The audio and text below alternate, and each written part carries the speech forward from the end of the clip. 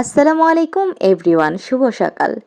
আজ সকাল সকাল হাঁটতে বের হয়ে দেখলাম পুকুর পাড়ে অনেক লোকজনের সমাগম।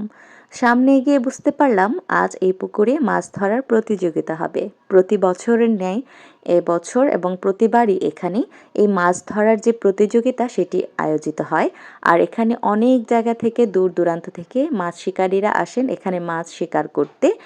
আর আজকেও ওনারা এসেছেন, সকাল থেকে বিকেল ৫টা পর্যন্ত থাকবে। আর আপনারা দেখে বুঝতেই পারছেন এখন অনেকটা অন্ধকার।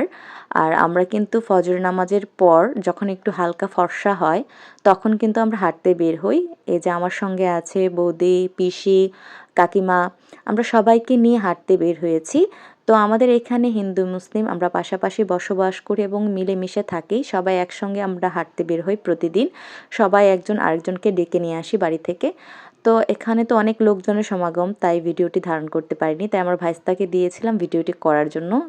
দেখুন কি পরিমাণ অন্ধকার, চারপাশে মানুষ কিভাবে ভিড় জমে আছে। এখনই আরও কিছুক্ষণ পরে অনেক ভিড় হবে। তো ওর ভিডিও কোয়ালিটিটা তেমন ভালো হয়নি, ছোট মানুষ তো তাই। তো কার কার এমন দৃশ্য দেখতে ভালো লাগে অবশ্যই কমেন্ট করে জানাবেন।